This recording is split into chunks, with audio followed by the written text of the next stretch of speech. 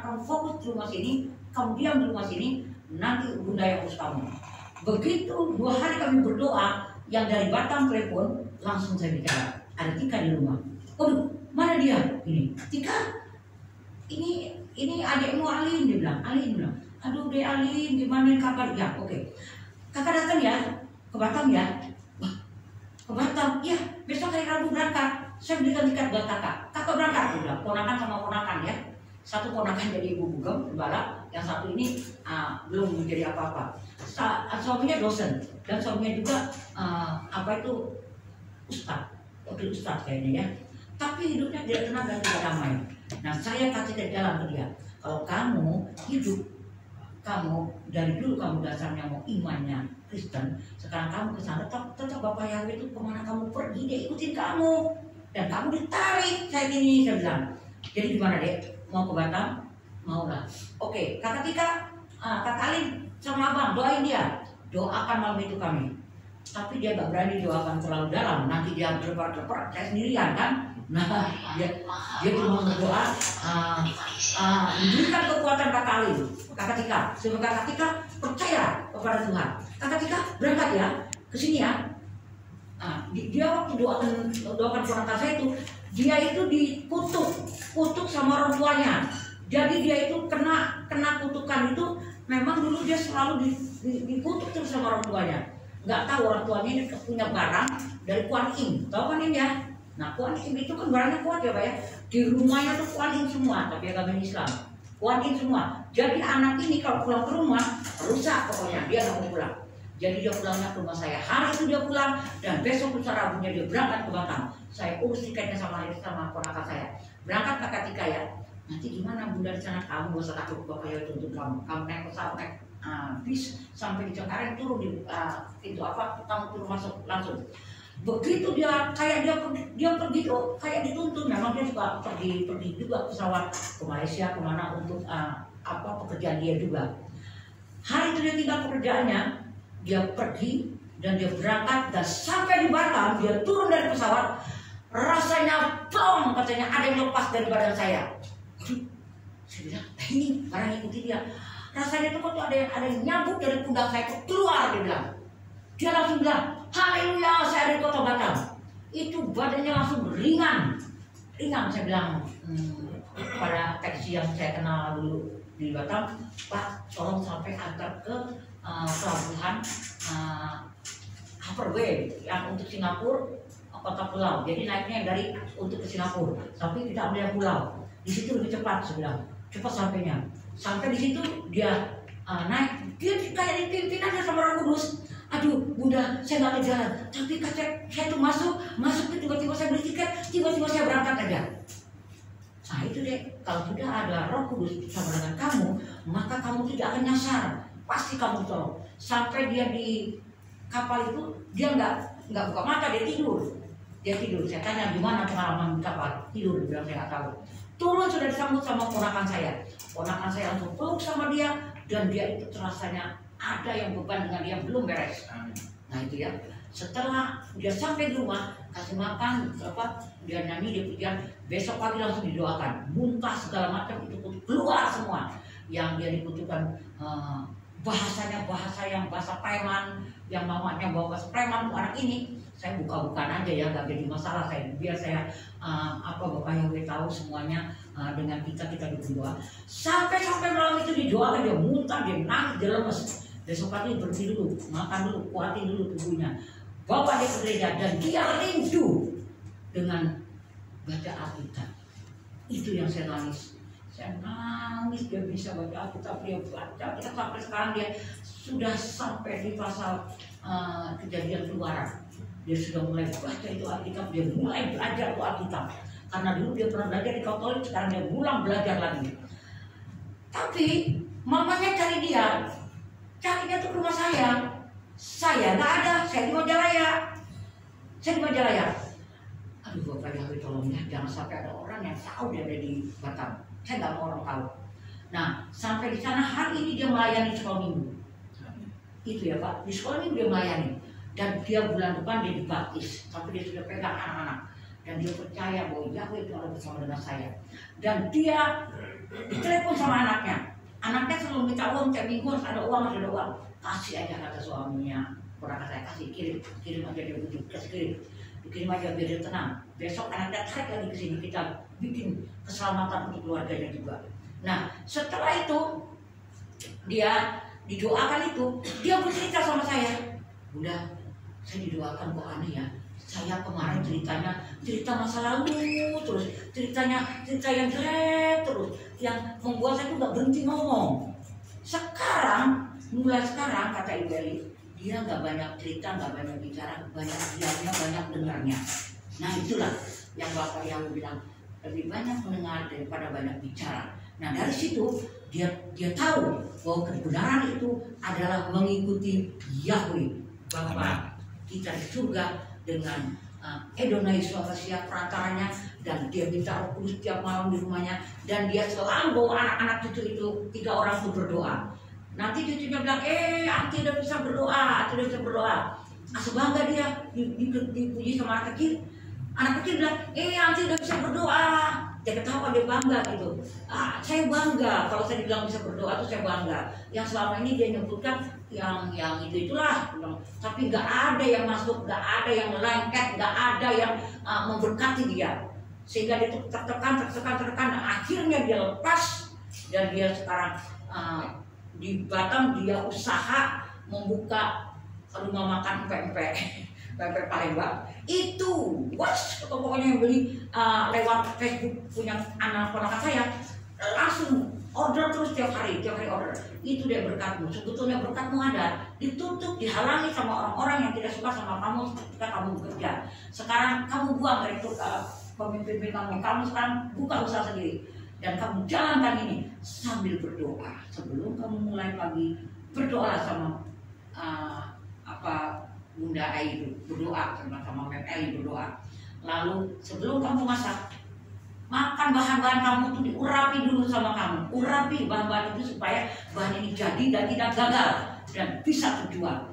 Puji Tuhan, dia mulai bergerak dengan pertolongan Yahweh. Saya ditolong sama Bapak Yahweh, saya bisa berdagang, saya bisa menghasilkan. Terima kasih Bunda. Jangan sama Bunda, sama Yeshua Mashiach. Saya kan cuma kasih jalan, tapi saat kamu dekat sama Yeshua Mashiach, maka dia akan buka jalan hidupmu itu. Tapi kalau kamu jauh, dia nonton aja, tunggu kapan kamu bertobat. Tapi Bapak Yahweh tahu kamu itu akan ditarik sama aku.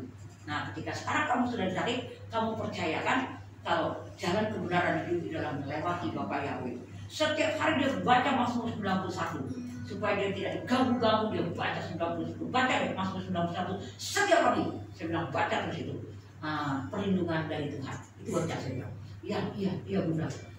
Sudah gitu dia langsung ikut kegiatan di gereja. Setiap ponakan saya pergi melayani anak muda, dia ikut melayani anak muda. Setiap di Mandarin, kebetulan ponakan saya pintar bahasa Mandarin, main musik Mandarin, dia ikut ke dalam bahasa Mandarin. Ikut, pokoknya diajak terus. Belum masa itu belum melayani, tapi dia selalu lihat Roh Kudus itu bekerja sama kamu. Ketika didoakan di Mandarin, begitu lagi dia mengeluarkan unek-unek yang dia buang semua. Dan sekarang puji Tuhan, dia sudah tenang karena semua pertolongan dari Yeshua Mashiach Bapa kita. Amin. Itu ya saksian saya. Terima kasih.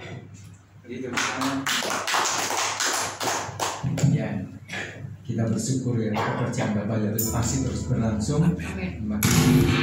menguatkan kita semua. Tempoh hari saya juga melayani orang sakit di rumah sakit. Puji Bapak Yahweh disembuhkan, dan dia ingin ibadah dengan kita, cuma nggak punya motor, dijual untuk bayar rumah sakit ya. Jadi banyak yang sudah saya layani ingin ibadah, tapi saya juga sedang Tuhan bagaimana cara mereka beribadah nanti ya. Saya rindu punya mobil untuk menjemput mereka ya, supaya Tuhan menjamah hidup mereka dan mereka bisa beribadah dan mereka bisa bersukacita bersama-sama ya. Amin ya. Nah, sebentar kita akan mendengar firman Tuhan yang disampaikan oleh sahabat saya Pak Agi dan Ibu yang ada di sini juga jadi berkat buat kita. Mari kita bantu berdiri. Kita akan persiapkan hati kita. Saya juga cukup banyak mendoakan teman-teman yang tidak bisa datang ya. Ya datang, nggak datang. Begitu semuanya. Ya Pak, datang siap, nggak datang. Oke, saya percaya pasti waktunya akan ada. Sebab saya ngasih WA di grup, ayo ibadah karena Tuhan Yesus segera datang. Tidak lama lagi akan datang. Ada waktunya kelak nanti kita nggak bisa beribadah lagi. Ya, jadi gunakanlah waktu yang ada supaya kita tetap setia dan tetap beribadah. Amin. Amin. Yuk kita naikkan pujian kita. Roh Kudus kau hadir di sini.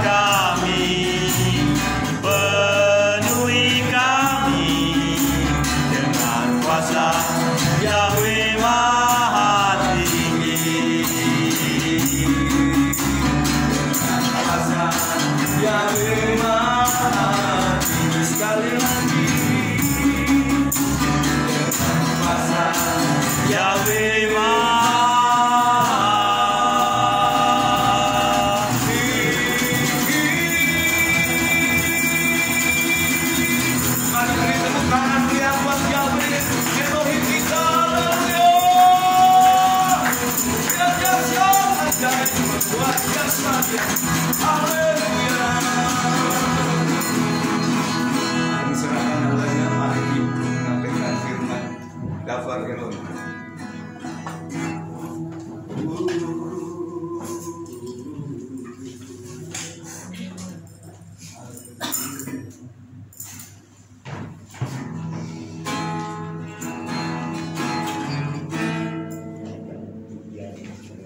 Kubuka hati untuk Yahweh, kubuka hati menyembahmu Yesus. Jamalah kami, penuhi kami dengan kuasa Yahweh Maha Tinggi.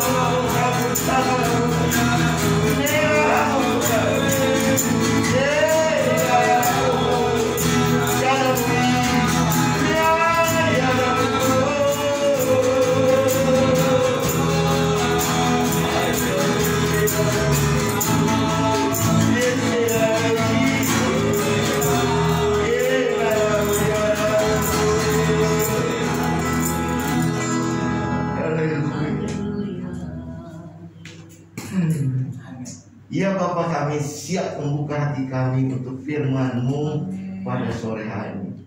Kami percaya firman-Mu tidak akan kembali dengan sia-sia, tapi firman-Mu akan berkuasa menggenapi apa yang Engkau firmankan bagi kami.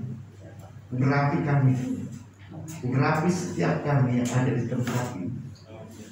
Kami percaya Bapa, firman-Mu menjadi kekuatan bagi kami. Firman-Mu menjadi pelita bagi kaki kami. Firman-Mu menjadi terang di dalam hidup kami. Kami siap mendengar firman Tuhan. Kami membuka hati kami untuk firman-Mu yang kudus, firman-Mu yang menguatkan kami hari ini. Di dalam nama Tuhan Yesus. Mari yang siap menerima firman, katakan amin. Ya, shalom. Nah, sore hari ini ya ada sukacita, saya bersukacita, ada damai sejahtera bagi setiap kita. Amin. Ya begitu, terima kasih untuk Pak Gembala Yohanes memberi kesempatan ya bagi kami, bagi saya untuk menyampaikan berbagai firman. Di mana sore hari ini saya akan bawakan tema atau ya Tuhan berbicara tentang padang gurun. Ada bisa ditampilkan?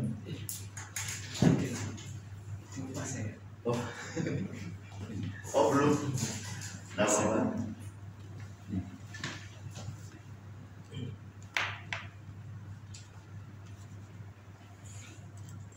Ya, tentang padang gurun. Nah, mungkin padang gurun, ketika mendengar padang gurun, apa yang ada di benak Bapak Ibu Saudara sekalian? Bisa kasih? Panas. Wah, betul, panas. Apalagi? Haus, Pak. Wah, haus. Ya, kalau panas haus. Saya pasti haus itu kan. Ada lagi Bapak Ibu, apa yang kira kita ketika kita mendengar padang gurun? Gersang. Betul sekali, gersang. Tidak ada kehidupan. Kehidupan yang gersang. Ya, kehidupannya gersang, hanya beberapa makhluk aja yang bisa hidup, bisa bertahan hidup. Ya, nggak banyak. Ya, kalajengking, ular juga satu jenis, dua jenis gitu. Apalagi kayaknya nggak banyak. Kadal gurun ya, kancurun, tapi jangan santai. Ya, tidak banyak memang yang bisa hidup di padang gurun. Jadi sesuatu yang tempat yang tidak enak. Saya percaya Bapak Ibu Saudara sekalian juga tidak ada yang mau hidup di padang gurun. Bandung aja sudah panas, apalagi di sana.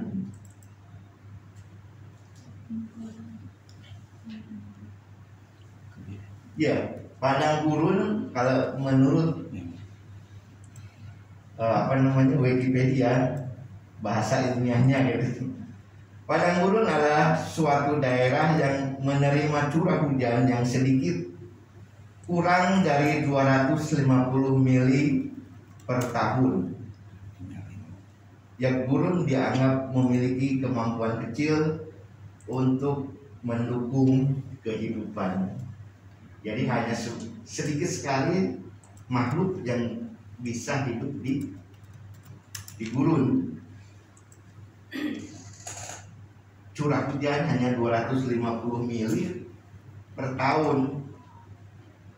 Jadi bisa dibayangkan, kita ini udah di Bandung udah 10 hari mungkinnya tidak hujan, terasa panas banget gitu. Apalagi di padang gurun setahun paling hujan 3-4 kali atau berapa. Nah, ini yang padang gurun di dalam dunia. Tapi yang ingin saya sampaikan hari ini, bahwa kalau ketika di padang gurun, kita juga bisa belajar hari ini, sore hari ini, ada satu kehidupan, ada satu yang hebat kalau kita alami padang gurun. Jadi padang gurun ada 3 hal yang ingin saya bagikan, atau ada 3 hal kita belajar di padang gurun. Yang pertama yaitu kita mengalami penyertaan Elohim. Yang kedua, ketika kita alami padang gurun, alami mujizat. Dan yang ketiga, menjadi lebih kuat. Menjadi kuat. Baik, yang pertama kita belajar dari Keluaran 13 ayat 21. Kita belajar dari orang Israel keluar dari tanah Mesir dan harus lewati padang gurun. Keluaran 13 ayat 21. Saya bacain. Yahweh berjalan di depan mereka dalam tiang awan pada siang hari untuk menuntun perjalanan mereka, dan pada malam hari dalam tiang api untuk memberi terang sehingga dapat terus berjalan siang dan malam. Ini jelas Yahweh Elohim mengeluarkan bangsa Israel dari Mesir menuju tanah perjanjian, dan itu memang harus lewati lembah padang gurun. Nah, itu kita melihat bahwa Yahweh Elohim tidak mengeluarkan bangsa Israel cuma begitu saja. Justru Dia menyatakan dirinya menjadi satu fenomena tiang awan kalau siang hari dan tiang api kalau malam hari. Ya, kita tahu bahwa kalau siang hari udara panas, suhu di padang gurun bisa sampai 60 derajat. Dan kalau malam hari itu drastis bisa mulai di bawah 0 atau 10 derajat minimal sampai ke bawah. Perbedaannya itu kan sangat signifikan. Jarang orang yang kuat, apalagi ini harus berjalan di padang gurun. Nah, kita tahu bahwa orang Israel yang keluar, laki-laki 600.000, belum anak, belum wanita, dan juga ada yang ikut dari bangsa-bangsa lain. Mungkin ya, kalau perkiraan sekitar 3 juta sampai 6 juta orang. Nah, kita bayangkan kalau satu stadion sepak bola yang besar itu ya, bisa paling besar itu menampung 100.000 orang. Itu luasnya udah 100 kali 150 meter persegi ya, kurang lebih. Nah, ini kalau ada 6 juta berarti 60 stadion. Nah, sebesar apa tiang awan itu ini yang menutupi kalau di siang hari. Nah, disitulah kalau malam menjadi tiang api sehingga bangsa Israel tidak kedinginan. Ini hal yang dilakukan, fenomena yang dilakukan oleh Yahweh Elohim kita untuk menuntun bangsa Israel, bangsa pilihannya, sesuai dengan janjinya kepada Abraham, Ishak, dan Yakub, untuk menjadikan keturunan mereka satu bangsa yang besar. Dan Dia lakukan janji kepada Abraham, janji kepada Yakub, kepada Ishak. Dia janji nyatakan mengeluarkan bangsa Israel dari perbudakan yang berlangsung 430 tahun. Ya, ketika Yakub datang ke Mesir, yang diundang oleh Yusuf cuman 70 orang. Setelah 430 tahun menjadi ya udah jutaan itu. Nah, itu sudah menjadi suku bangsa yang besar. Nah, Yahweh justru menyatakan dirinya sebagai tiang awan dan tiang api menyertai bangsa Israel keluar dari Mesir menuju tanah perjanjian. Dan hal itu tidak pernah terjadi lagi. Tapi kalau ada sekarang paling angin, awan, puting beliung, malah merusak. Bukan dari Bapak Yahweh itu. Kenapa sampai seperti itu dia? Ya karena dia ketika Elohim Yahweh sudah berjanji, dia pasti genapi. Dan janji itu lewat Abraham sampai kepada kita hari ini lewat Yeshua HaMashiach. Amin. Dia itu kan perjanjian lama ketika Yahweh nyata, orang-orang Mesir bisa melihat tiang awan yang begitu besar, tiang api yang begitu besar. Tapi kalau sekarang kan sudah tidak lagi. Kita ini bukan bangsa pilihannya. Enggak. Memang bukan bangsa pilihan, tetapi kita adalah anak-anak Elohim yang dipilih justru. Orang yang dipilih tidak banyak. Ya bersyukurlah kita ini anak-anak yang sudah dipilih oleh Elohim. Amin. Ya, mungkin pertanyaannya, Apakah itu masih berlaku, penyertaan Yahweh itu masih berlaku bagi kita? Masih ya Bu? Dan terus alami selama-lamanya, walaupun sekarang ini tidak kelihatan sebagai tiang awan, sebagai tiang api. Karena melalui Yesus Allah yang sudah mati di kayu salib, dia yang sudah dikubur, bangkit dan naik ke surga, yang berjanji dia akan memberi roh penghibur, roh penolong di dalam kita, justru bukan di luar lagi. Di dalam setiap kita dia sudah berikan roh kudusnya, roh Yahweh sendiri ada di dalam kita, dan dia tidak akan pernah meninggalkan kita. Jadi sebetulnya kita ini lebih hebat, lebih dikasihi daripada bangsa Israel. Dia mau tinggal di dalam kita. Amin. Walaupun ya kita tidak pernah lepas atau tidak bisa luput dari kesalahan.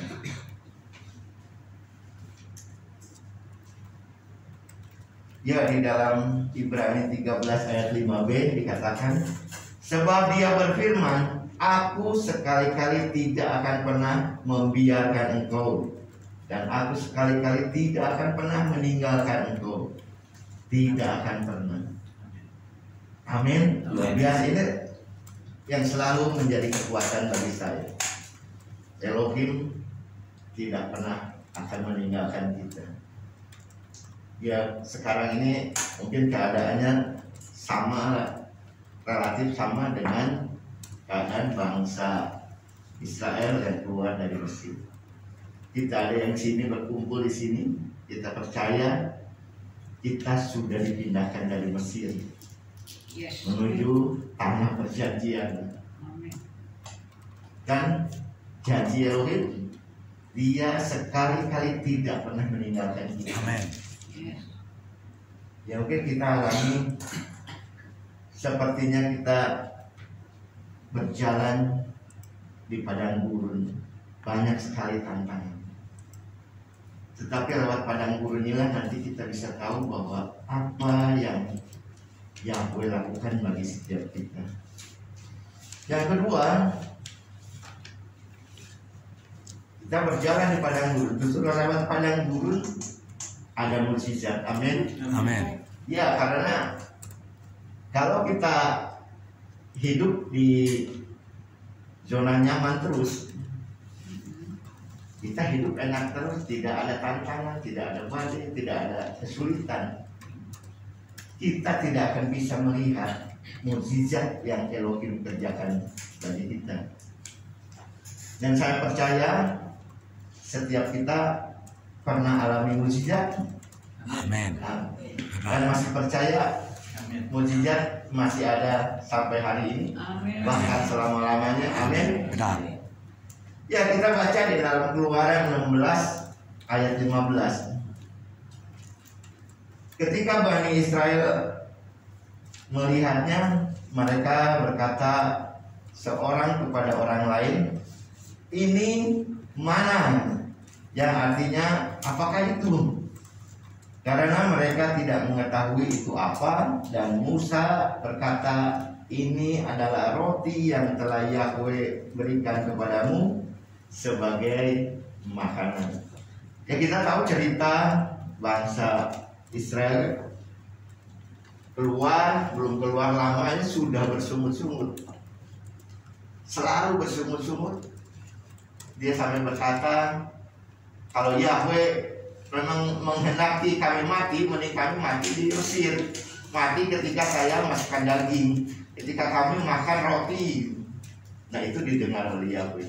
Keluhan-keluhan seperti itu didengar. Sampai akhirnya ya Yahweh menyampaikan kepada Musa, dia akan memberikan mana kalau pagi dan sore burung puyuh. Nah, kita dilihat sebenarnya salah satu mukjizat yang Yahweh nyatakan kepada bangsa Israel. Dia pelihara selama 40 tahun. Setiap pagi dikirim roti